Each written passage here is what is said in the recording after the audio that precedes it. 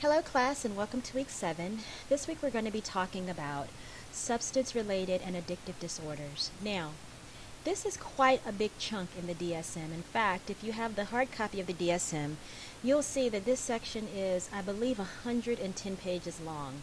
It's substantial, and it's substantial for a reason. I'll get into that in just a second, but I wanted to wrap up a little bit of a few things and then also apologize because I know this video is going to be long. First and foremost, I've finished your week 5 grading and look forward to grading week 6. In week 5, you were asked, number 1, to justify a diagnosis that you did not give, and then to justify or see how the client met criteria for a different diagnosis. And so we have what is called a misdiagnosis. At the same time, you'll see this a lot in the field.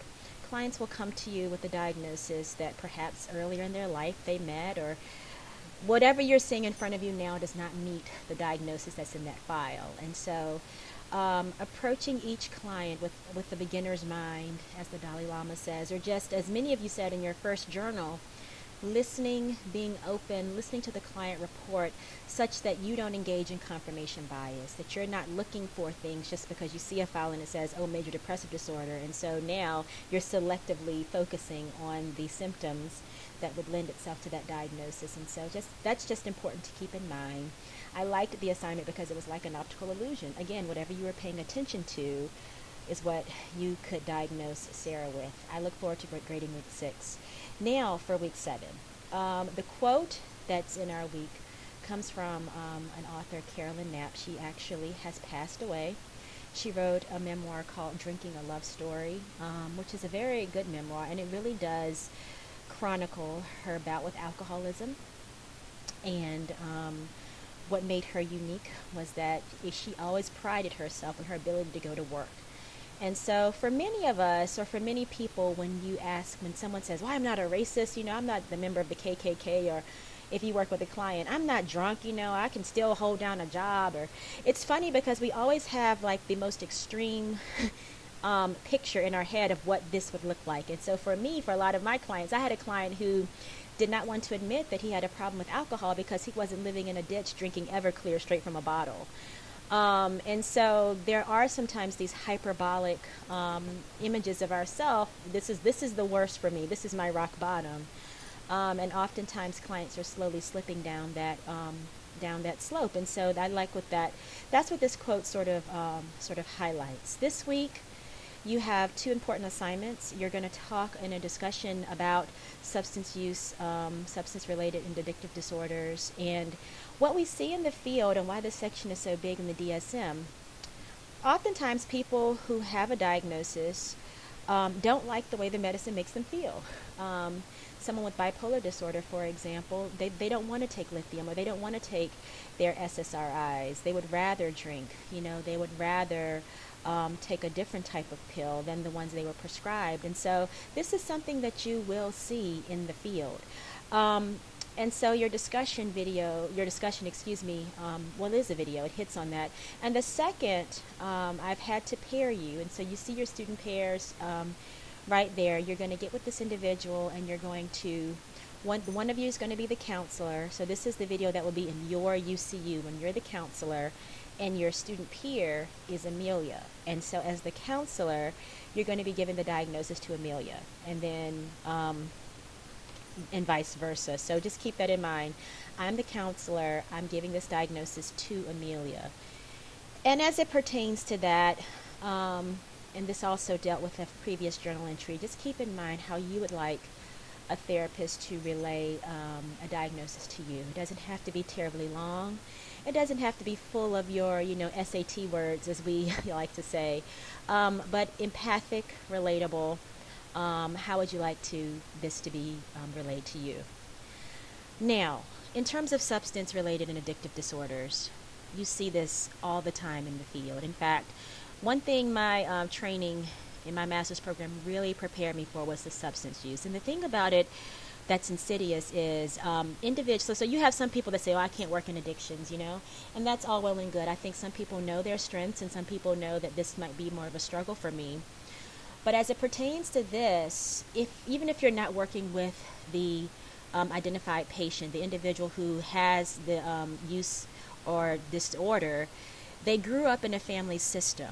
And so a lot of times when you're dealing with substance use, substance abuse as it used to be called, it's a systemic issue. And so there's so much literature on adult children of alcoholics, for example. Even before I'm recording this video, I checked our library and there were over 11,000 articles if you just looked up adult children of alcoholics. The literature is profound. And it's because we live in a family system, and some of you will take the couples and family class as part of your elective.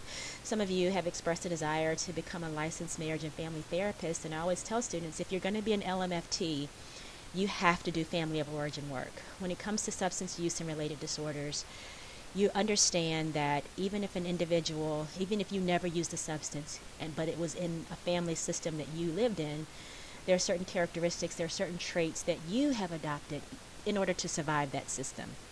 Claudia Black has done a lot of work on this, and she actually has something called the family trap.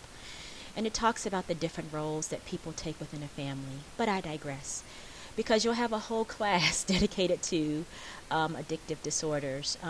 But just something to keep in mind, you will see it in the field.